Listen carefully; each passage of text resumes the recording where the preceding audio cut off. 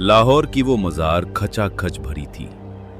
चारों तरफ नमाजियों की भीड़, इत्र की खुशबू और अजान की गूंज। और उसी भीड़ के बीच पहली सफ में बैठा था इंडिया का सबसे बड़ा अंडरकवर वेपन। सब कुछ एकदम फ्लॉलेस चल रहा था। एक टिपिकल पाकिस्तानी गेटअप, आंखों में सुरमा और जुबान पर ऐसी ठेठ उर्दू कि लाहौर का असली लोकल भी धोखा खा जाए। लेकिन तभी इस परफेक्ट गेम में एक डेडली ग्लिच आ गया। नमाज के बाद पीछे खड़े एक सफेद दाढ़ी वाले बाबा ने अचानक उसके कंधे पर हाथ रखा। उस बाबा की नजरें चेहरे पर नहीं बल्कि उसके कानों पर फिक्स थीं, उन कानों पर जिनमें छेद थे। इस्लाम में मर्द कान नहीं छिदवाते, ये लिटरली हिंदुओं की निशानी है। वो एक स्प्लिट सेकंड था, वो एक मोमेंट जहां अगर वो बाबा एक अलार्म रेस कर देता तो अगले 5 मिनट में उस जासूस की लाश लाहौर की सड़कों पर घसीटी जा रही होती। कोई बैकअप प्लान नहीं था, दिल्ली से कोई रेस्क्यू चॉपर नहीं आने वाला था। पकड़े जाने का मतलब था सीधा ब्रूटल टॉर्चर और डेथ पेनल्टी। लेकिन पैनिक तो नॉब्स करते हैं, लेजेंड्स नहीं। उस शख्स की हार्ट रेट 1% भी स्पाइक नहीं हुई।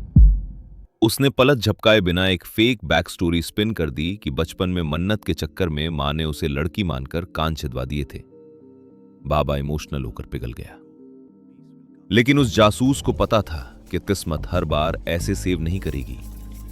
उसी रात वो एक लोकल अंडरग्राउंड क्लिनिक गया और बिना किसी एनेस्थीसिया के अपने कानों की प्लास्टिक सर्जरी करवा ली। सर्जरी का वो दर्द कुछ भी नहीं था उस मिशन के आगे जो वो अंजाम दे रहा था।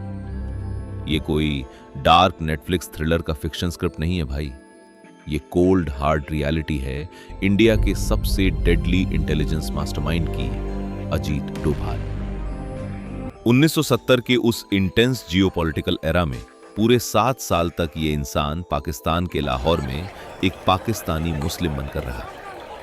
इमेजिन करो साइकोलॉजिकल टॉर्चर का। 24 घंटे 7 दिन एक फेक आइडेंटिटी जीना, सोते जागते खाते पीते एक स्लिप ऑफ टंग, नींद में बोली गई हिंदी की एक लाइन और खेल खत्म। लेकिन डोभाल सर ने सिर्फ सरवाइव नहीं किया, उन्होंने पूरे सिस्टम को हैक कर लिया।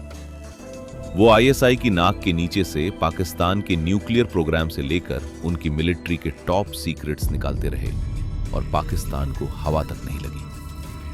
7 साल तक वो दुश्मन के घर में बिरयानी खाते रहे और उनके राज दिल्ली भेजते रहे।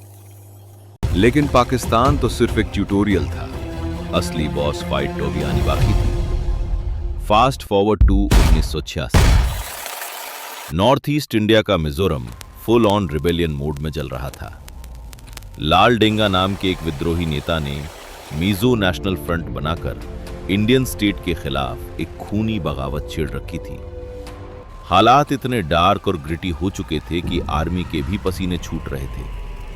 वहां गन्स और बुलेट्स काम नहीं आ रही थी, वहां चाहिए था साइकोलॉजिकल वॉरफेयर। और फिर एंट्री होती है डोभाल सर की।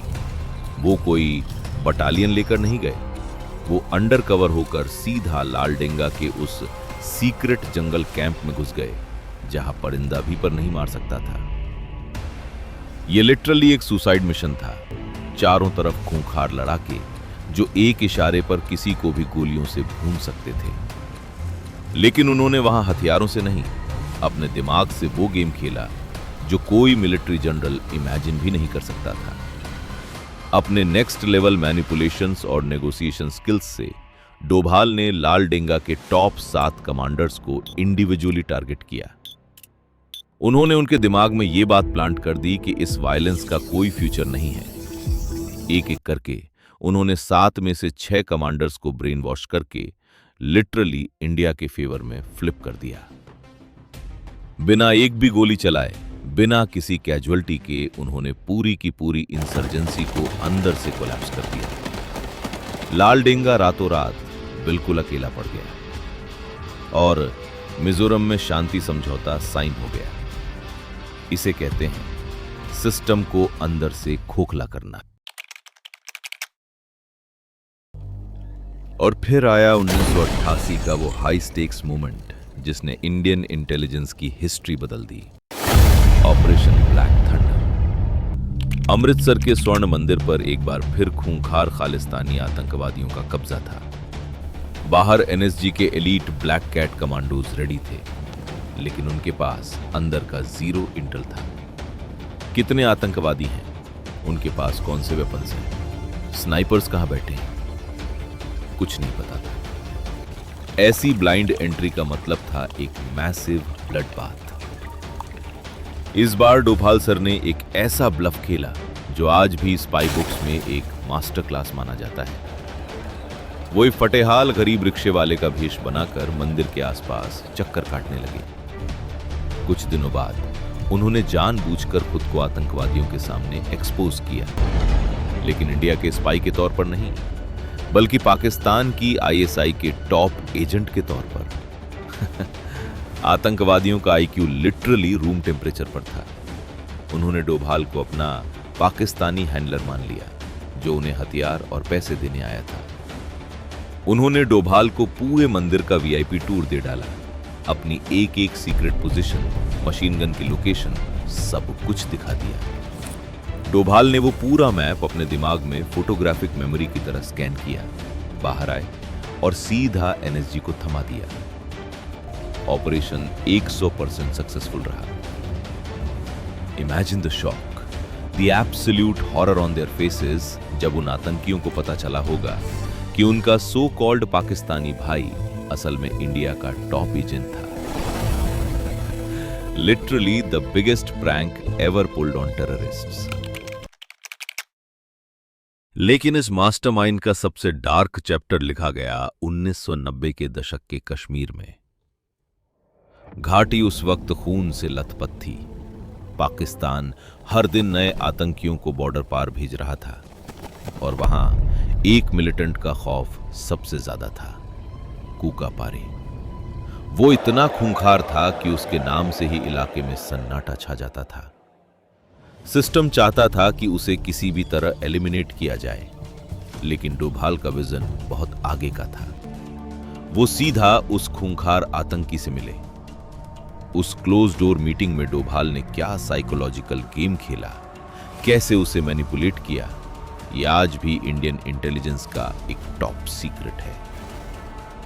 लेकिन जब वो दरवाजा खुला तो डोभाल ने आतंकवादियों पर सीधा ऊनो रिवर्स कार्ड मार दिया था। जो कूका पारे कल तक इंडिया के खिलाफ वेपन उठाए हुए था, वो अब इख्वान नाम की काउंटर इंसर्जेंसी फोर्स बनाकर पाकिस्तान स्पॉन्सर्ड आतंकवादियों को चुन चुन कर हंट कर रहा था। जहर को जहर से काटने की ये स्ट्रेटेजी इतनी ब्रूटल और इफेक्टिव थी कि उसने रातों रात कश्मीर में टेररिज्म की रीढ़ की हड्डी तोड़कर रख दी। डोभाल ने उनके ही मोहरे से उन्हें ही चेकमेट कर दिया था।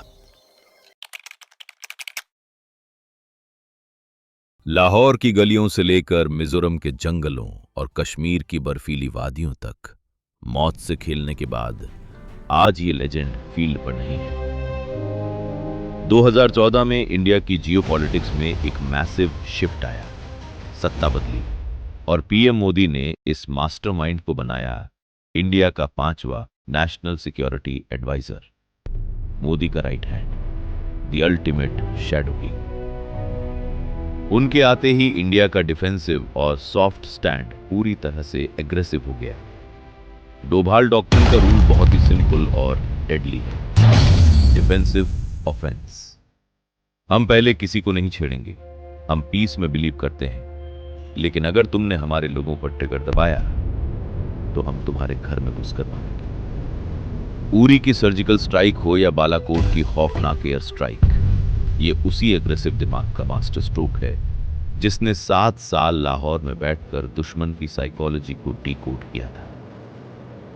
आज उनके हाथों में कोई हथियार नहीं है, लेकिन वो एक ऐसी कुर्सी पर बैठे हैं जहां से पूरा South Asian geopolitical chess board control होता है। दुश्मन आज भी बॉर्डर पार बैठकर जब इंडिया के खिलाफ कोई डार्क साजिश रचता है तो उसके पसीने सिर्फ इस बात से छूट जाते हैं कि दिल्ली में बैठा वो इंसान उनकी अगली चाल पहले ही सोचकर काउंटर अटैक रेडी कर चुका होगा। वो सिर्फ एक रिटायर्ड स्पाई नहीं है, वो इस देश का वो साइलेंट प्रेडेटर है जो कभी सोता नहीं, क्योंकि उसे पता है ये गेम कभी खत्म नहीं होता।